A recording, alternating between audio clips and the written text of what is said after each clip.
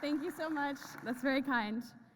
Hello, and a very warm welcome to everyone gathered here today, those on lines and those that we hold in our memories. Welcome to a celebration that marks not just the culmination of an extraordinary journey, but the beginning of new adventures. If you've ever taken a drive through Providence, you already know exactly what a PhD is like. Unpredictable, occasionally bumpy, and always an adventure. Some of these issues were small potholes, and others were the big Providence Bridge shutdown, because apparently it was hanging on by a thread, just like us. During a PhD, a million things come at you from all sides of your life, not just professionally. And at each one of these speed bumps, we have all had to adjust, and sometimes take on massive delays while we reroute completely. We have all gone through different journeys to today, but today, we have all made it to the same destination. This journey began as we each chose to come to this campus to pursue our passions, and was sustained by our individual tenacity and the community that held us up and cheered us on along the way, especially now as we cross the finish line. We are gathered here today, people from all backgrounds, united in this moment of collective joy, love, accomplishment, and support.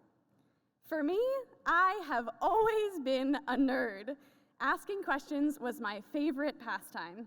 In fact, you're all looking at my middle school's biggest Science Geek Award winner. And as you can imagine, with that kind of reputation, I was super popular. This geek found her passion slowly, science fair after science fair, while asking bigger and better questions, ultimately finding passion in the possibility of discovering something that could change the way we heal people. For some of us, our passion was built slowly, over time, in a series of small moments, like it was for me. And for others, it was in a single defining moment that you can close your eyes and picture. Your drive could come from wanting to participate in a field as it is now, or from chasing your vision of what it could be in the future. For some, we came in with a very defined project that we wanted to learn everything about. And for others, we came in with an ambition in mind and found a different one along the way, maybe even outside of our area of study. Our passions aren't just about understanding the world around us, but about sharing that understanding, igniting discussion, and sparking further inquiry. It's this exhilarating cycle of question and discovery that keeps us pushing the boundaries of what is known, always mindful that every conclusion invites a new question, and every answer a new direction. Our passion is not static. It evolves, finding new forms and new focuses, shaping our path, and ultimately shaping us. During PhD, passion was our North Star. It guided us through the darkest nights and the stormiest days. Whether it was the thrill of discovering something truly novel, or the satisfaction of mastering a complex technique, our passion fueled our perseverance. It kept us going when data refused to make sense, or we had to revise our manuscript yet again. And then when the path forward seemed anything but clear. If passion is what set us on this path, tenacity is what kept us moving forward. This journey has tested our mettle in ways we could not have imagined. I am sure that we have all experienced this at least 100 times, where the question comes up in conversation, "Oh, what do you do?" And you respond, "I'm a PhD student at Brown." And the inevitable response is, "Whoa, you must be really smart." And sometimes that well-meaning compliment resonates with you, because you just passed your qualifying exam, and yeah, you do feel really smart.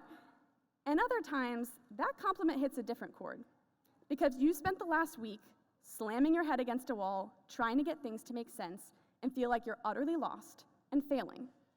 Sometimes you have read so much literature that you can physically feel the new wrinkles forming in your brain. And I know this because I'm a doctor now. This degree didn't get completed just because you wished for it. This dream didn't get realized overnight. It happened because you showed up for yourself. You showed up not just when it was easy. You showed up when you were tired, when you were sick, when you wanted to quit. And let's be really honest for a moment. You showed up when you didn't even think you could do it at all.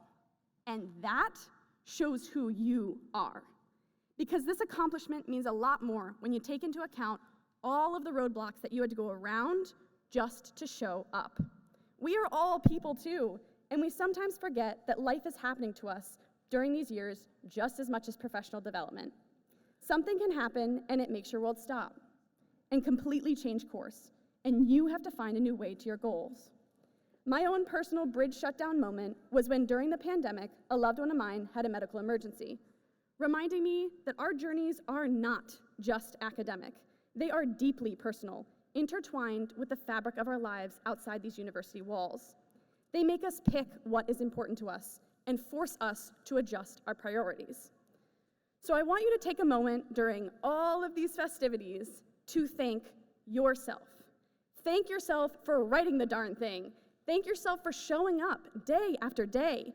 Acknowledge the trials and tribulations you went through to be here, because everyone sitting here has decided at each one of those upsets to pick yourself up and work for this moment, work for your future, and work for your degree.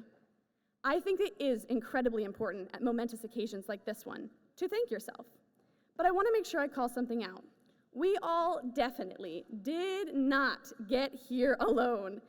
And I am sure I can speak for all of the graduates that we are so grateful to everyone that has supported this journey. Just as we thank ourselves, we also need to acknowledge the many people who helped us get here.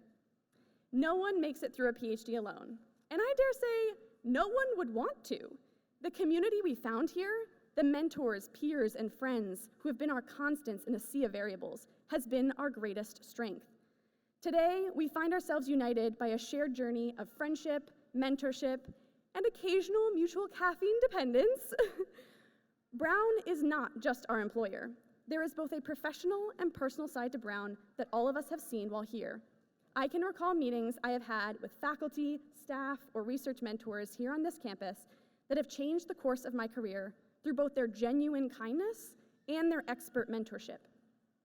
It is important to acknowledge that the guidance and support we received didn't always come from where we expected. Instead, each of us has crafted our own unique support system, assembling it piece by piece. These individuals helped to pave over the potholes in our path to make our journey a little bit smoother. As we stand here today, it's with deep gratitude towards those individuals who have gone above and beyond in supporting our journeys, regardless of our initial expectations or their initial roles. We started as students of not only our professors, but the entire field of study we joined. And our time at Brown has molded us into not only lifelong students, but also teachers, to the mentees we've had here on campus, and in the papers that we've contributed to the academic world. Authors are no longer just names on the top of a page, but PIs that are now peers, peers that are now friends, and friends that are now family. Through our own personal support system we came into Brown with, and the community of people we have each built here on campus, we have been able to gain motivation when we wanted to stop. We have also given motivation when we saw a fellow student struggling, because that is who the graduate school community is. We have all had a friend push us to submit a commencement speech, a conference application that we definitely did not feel qualified to apply for. We don't look at each other as just colleagues. We see the person behind the graphs and the beautifully written journal articles because we know the work and determination it takes to not only persevere, but to succeed. At Brown, I have experienced firsthand that a win for one of us is celebrated as a win for all of us.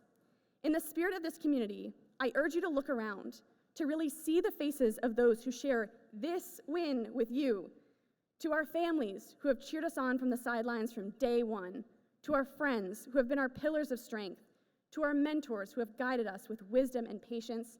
We owe you our deepest thanks. But hey, we made it, proving that not even Providence's most creative detours could keep us from this day. So as we prepare to leave and follow our passions, let's give ourselves a round of applause.